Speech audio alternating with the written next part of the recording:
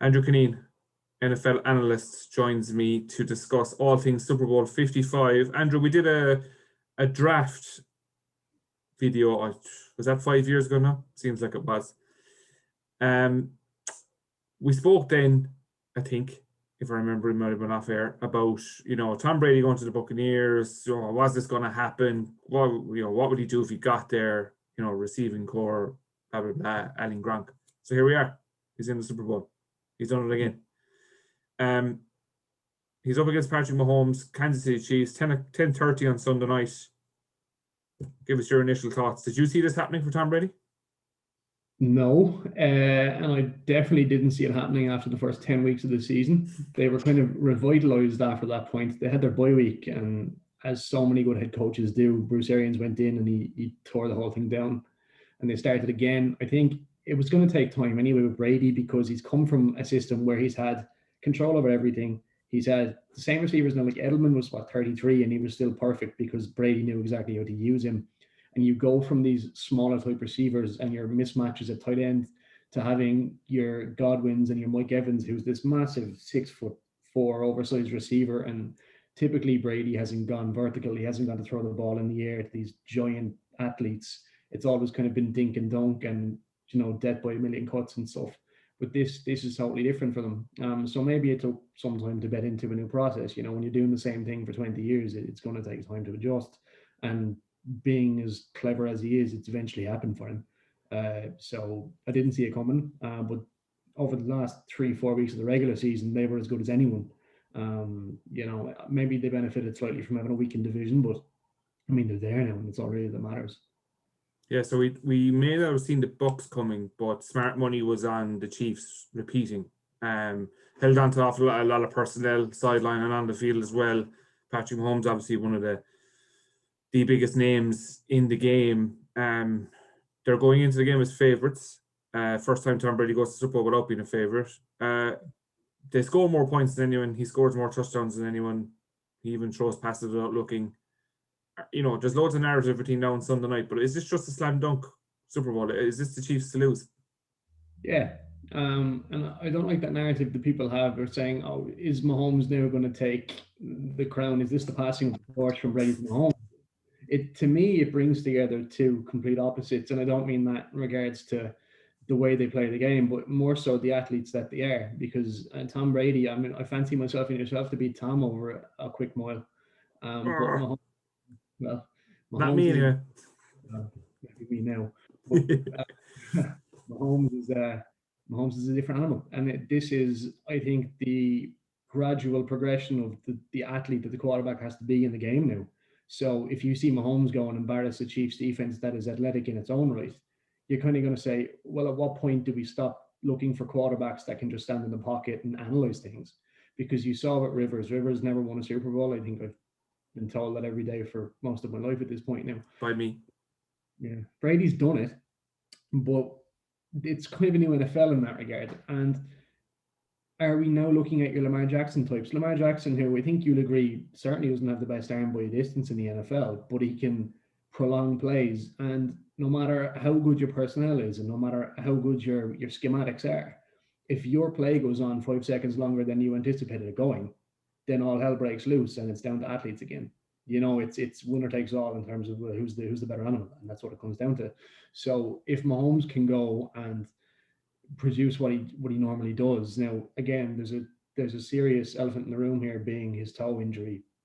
Now it's beneficial that he's had 2 weeks to rehab it, of course, because if you go back and watch the AFC title game, which funnily enough, and I'll go back to these title games in a second, if you contrast the two of them, I think everyone says the Packers and the Buccaneers is a much more exciting game, and it was, because it was back and forth, and there was moments where people were going, oh, was that a penalty? Was it not? And then you watch the Chiefs and the Bills, and it was pretty much a one-way traffic for most of 3 quarters.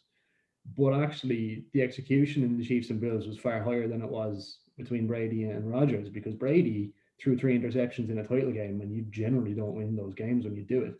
Brady didn't play well, and that's something that's being overlooked because we're focusing constantly on this narrative. Oh, it's Tom Brady in another Super Bowl, the 10th one. How much? It's getting ridiculous. It is, but he is. Was it 43? Yep. And you can see every bit of it sometimes, and it comes up. His play speed is reading defenses isn't as good as it was. It's still so much better than everyone else's, so he gets to this point. But it didn't play well last week, and the fact that I think the Chiefs are only 3-point favorites is strange to me. I know there's a rule of thumb that as the home team, quote unquote home team, you get 3 points on the spread. So technically, the Chiefs are 6-point favorites if you go an even playing field. But to me, it should be higher than that. I don't think this will be close. Yeah, just going to touch on what we come to, I suppose, how the Bucs can win in a minute. How the Chiefs win it? They score points at a rate of knots. They can score quick, keep their offense off the field, and they can open you up in so many ways. Give me 2 players for the non-educated, or maybe 3 players on offense. Non-educated fans watching on would be excited to watch this weekend outside of Patrick Mahomes on offense. Well, Tyreek Hill is the fastest human being on the planet. So, I mean, it's funny with him because people often have the argument. So, I'll talk 2 players rather than 3 in this instance because they're the 2 keys to the game. So, you look at Tyreek Hill and you look at Travis Kelce. A lot of people will argue Tyreek Hill is the best receiver in the league. I don't think he is in terms of his all-around skill set, but in terms of who can destroy a game more so than anyone else, it's Hill because he's just that blindingly quick. And a lot of people will argue, does he open up for Kelce or does Kelce open it up for him? Because the tight end position, generally they're bigger and they've got a larger wingspan to catch the ball, whereas Hill will go deep. And when you go deep, you stretch defenses, they have to go further down the field, they have to play more vertical.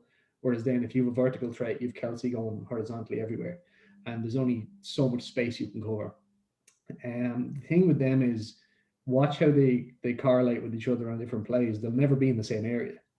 They just don't, because you have to put one focus on one end of the field and the other side has to be looked after in equal measure.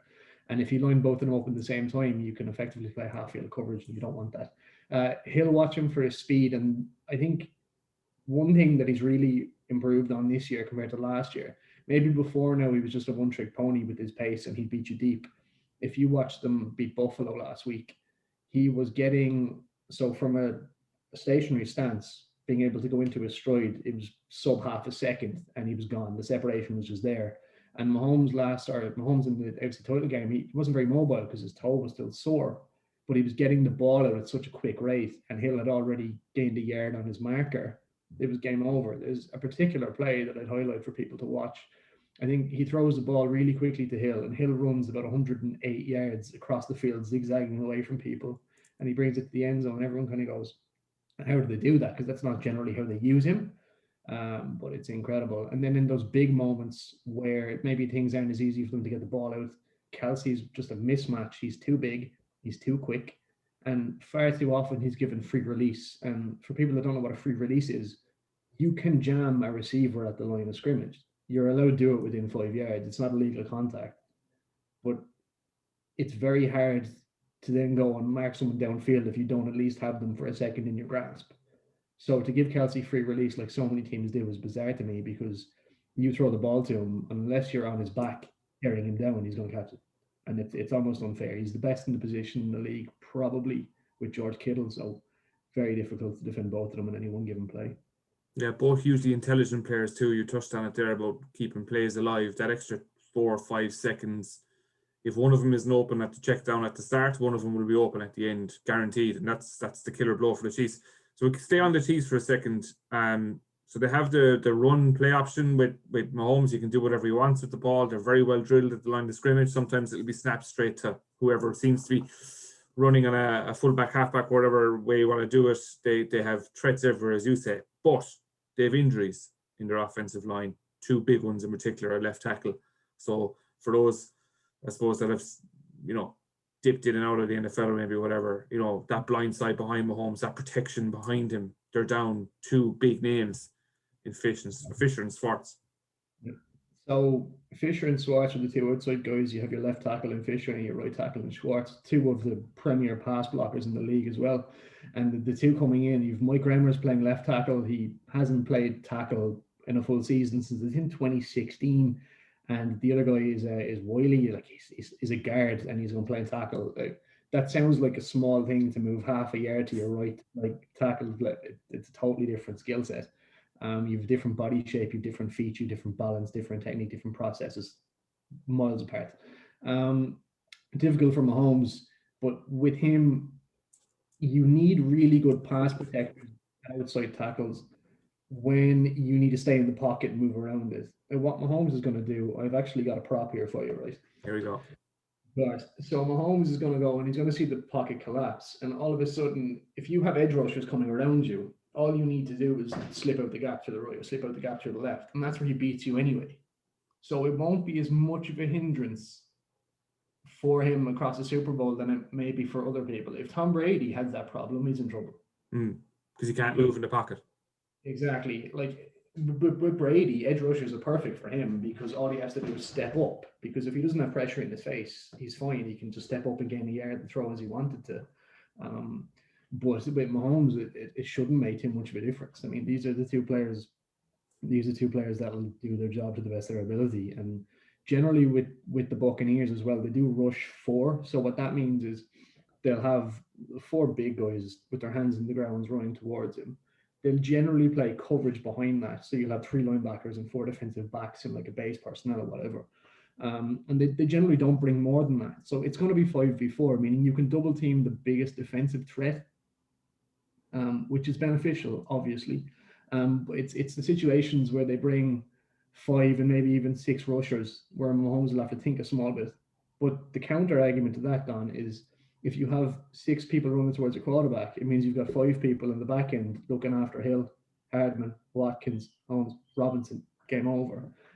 There's a good metric. Warren Sharp is one of the best NFL analysts. He's on Twitter at, I think, Warren Sharp NFL, but he has a metric. Well, it's generally used, but he's very kind of honed in on it, called expected points added.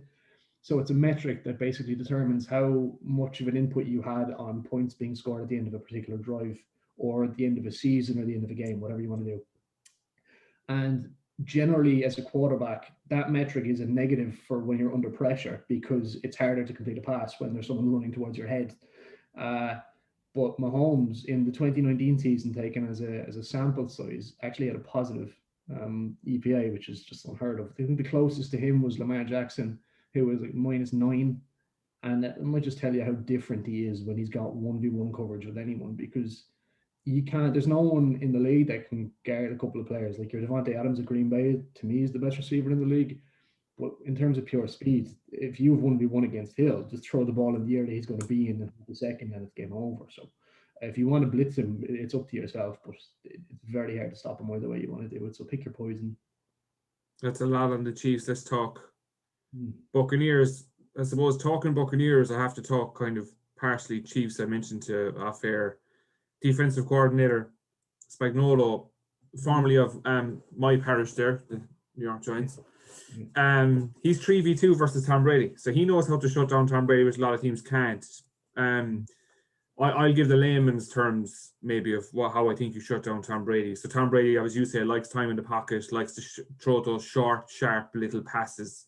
He likes to maybe like run the football 4 or 5 yards, throw the football 4 or 5 yards, and see where we are on third down. And he eats clock alive. He's so cool, calm, collected. Don't give him the ball, as Green Bay found out, with loads of time on the clock, inverted commas, because there isn't any time with Tom Brady. It's like death by 1,000 paper cuts, as you correctly said at the start. So how does Tom Brady win this game up against such a mobile defense that the Chiefs bring? And his offensive line, as you say, from game 10 on, have protected him very well. I don't know. Like, I mean, I think I said at the start of this, I thought 6 points, even if you were giving the Chiefs 6 points, I'd have taken your hand off for it. They're going to have to use motion a lot, and that's actually what the Chiefs generally do. They use motion to have linebackers' heads going everywhere. Brady's going to have to use a lot of that as well, because what Spagnuolo's done as he's developed, and again, he was the mastermind behind the Giants beating the Patriots in 2007. And what they did was they disguised an awful lot, because Brady was in the league 6-7 years at that point as a starter when he took over from Bledsoe, so he was still kind of learning different coverages and alignments. He hadn't everything figured out. Now I don't think you can disguise anything. I think you're probably wasting your time by disguising anything you can do, because he's seen every coverage. What the Chiefs are going to do to try and beat him is play really tight man coverage, and generally they've been better at that on the perimeters. So you have your Mike Evans, you're going to 1v1 him on the side. You could probably have Godwin on the other side. It's what they do to the receiver closest to him. That's key. And I think this is probably where they can utilize their strength. Brady will want the ball out quickly because that's what he does. If he's throwing the ball 30 yards downfield, there's a problem. And weirdly enough, that's what he did against Green Bay because they gave him that. So sometimes you're going to be given that, and that's fine. He's clever enough to not force something that's not there. But the Chiefs' weakness on defense has been those inside coverages. So you're talking about your slot receiver, your typical Julian Edelman type. The Bucs have a player called Scotty Miller. I think he was injured. I'm not sure what his availability is like for the Super Bowl. Actually, I'll check that. But they can motion anyone into the slot. They can put Godwin in there if they want. They don't have that de facto slot corner that, I suppose, when you're a defender on the boundary, you have the boundary as your friend because you can play and leverage that way. And if the ball goes towards the boundary, you push out of the ball, the man out, it's incomplete. When you're in the middle of the field, he can turn left, right, up, he can come to a quick stop. It's very hard to defend. The Chiefs' defensive playmaker in that regard is a fellow called Tyrann Mathieu. His nickname might be more memorable. He's called the Honey Badger. So he'll take a lot of the inside receivers. But Spagnuolo likes to use him in a lot of different areas. So if Brady's wants to go to the slot an awful lot, then they're gonna, I suppose, at least take Matthew out of the game on the back end. What Bucs can't do is what they did the first time and being really predictable on first down. They ran the ball with Fournette or Jones, and there's just no point doing that anymore. I think at the stage, he's 43 years old. He's proven that if you just give him the ball in his hands, he'll probably make something happen. Stop trying to force these overpaid running backs to get you 3 yards on first down, where you're going to be in 3rd and 5, 3rd and 6 anyway. There's no massive benefit of it. So yeah, just the last one on that. Does the Green Bay game, if the Chiefs were thinking about how to beat Tom Brady, does the Green Bay game give them food for thought? Because Green Bay, for want of a better word, crowded the line of scrimmage and pushed in on Brady going, well, if you want to throw it deep, throw it deep. And he threw it deep. And they were like, oh, we weren't expecting that. So now the Chiefs have to watch, as you say, both the run, which isn't a huge thing for the Bucs. They've got to watch those short little runs for little short passes from Brady to clock down. But now they've also got to watch down the field. Yeah. If he pulls this one off, is this one of his best ever? It is his best ever, because you have to keep up with scoring because the Chiefs are going to score 30 points, whatever way you want to draw it up, which means Brady has to score 30 points. And it would be a serious job to do it, given the amount of time he's going to take to do it, because like you said, he doesn't really throw quick strikes. He was forced to do it against Green Bay because they actually did quite a good job underneath. But if you look at the list of quarterbacks Brady's played in Super Bowls, and this isn't diminishing him at all because he's the greatest player to ever do it, no doubt, but like, he played Kurt Warner, who went to the Hall of Fame, but as a career, very late bloomer in that regard. Played Jake Delhomme for Carolina. He played Donovan McNabb, Eli Manning twice. Russell Wilson was the big one, but as you know, they should have lost that Super Bowl. With Mr. Butler. Mr. Butler. Yeah, Mr. Butler indeed. Matt Ryan, Nick Foles, and Jared Goff. So I mean, probably struggled to get a game for the UL Vikings, half of them. So it's hard to know like how much he's beaten in that regard. Yeah, he's played some really good defenses and he's made bits of them, but he's never had to really keep up score. And when he did, funnily enough, the one time he was really pushed was by the Eagles and they beat him. And that was when Nick Foles, I think they scored 40 or something. So just on that, there was a stat doing around this week about Brady doesn't score touchdowns in the first quarter of Super Bowls. Okay. If that is the case this week, like the Chiefs could have 14, 21 points on the board the way they operate. It as you said, it could be chasing a big lead early, even before halftime. Patrick Mahomes in his career in the NFL, when he leads at halftime, is 31 and zip. So good luck. Just on that, so 10:30 Sunday night, we can all go to bed at halftime, thanks to you, if they're winning. We've covered everything I wanted to cover. We mentioned about Tampa Bay. It's the first ever home Super Bowl, but again, it's not a home crowd. Even if it was allowed to be full, it'd be 22,500. A nice touch in the NFL. I see that they're allowing some vaccinated frontline workers in to the game, which is, as usual with the NFL, kind of a nice PR touch. Mm-hmm. But there's a big thing in America. The Super Bowl every second year is swapped over and back. You just wouldn't see it here. You wouldn't see, and it's also on a Sunday. You notice that you'd never see Sky Sports promoting BT Sports. They'd never say, "Don't forget the match coming up after us is on a different channel." Just one of those weird things. This Super Bowl is on CBS, which means we're getting Tony Romo, who is becoming more famous than the NFL itself over here for his predicting skills and co-commentary. Speaking from experience, commentary is tough. Co-commentary is really, really tough, and he seems to break down a very difficult game for the average punter. That is one of the highlights, isn't it, on Sunday? For not a massive fan, it's just to listen to Tony Romo and really tune in to what he's telling you. I think so. I think it's a chance to actually learn the game, because like we like Chris Collinsworth and Al Michaels, and these all do good jobs individually or whatever. You might like find Joe Buck a bit grating, but like their sound bites are good. And when you watch the highlights back in 10 years' time, these guys will have done their job. But if you want to go and you want to hone in on exactly what players are doing, and you want to actually learn while you watch the Super Bowl, if you're sober, fair play to you, then you've got the perfect man in Tony Romo to do it. And I often find, I think the best analysts, and this is kind of what grates me a small bit about Sky Sports and the soccer coverage and stuff.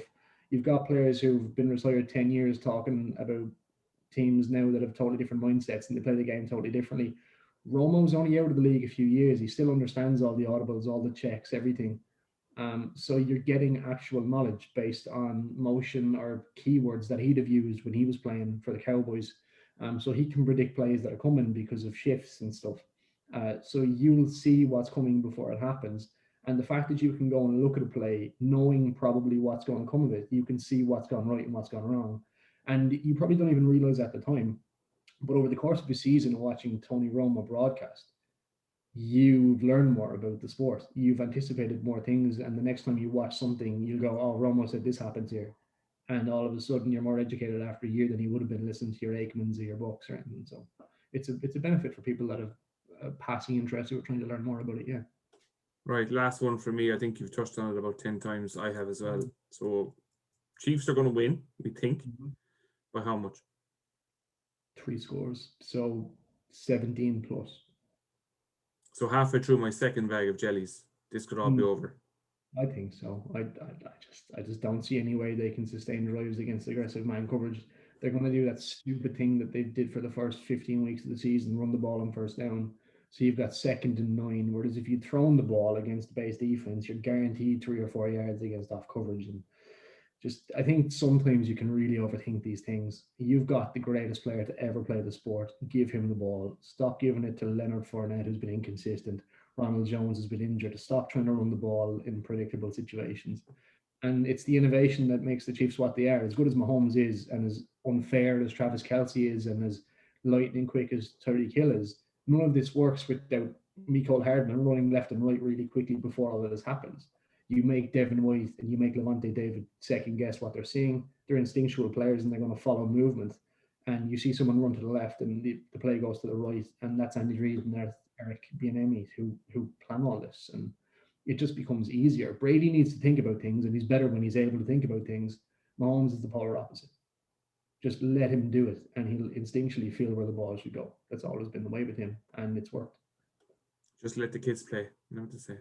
Well, you know the difference in college education between Texas Tech and Ann Arbor, Michigan. That's what they'll point to in America. Make you pay for that education better.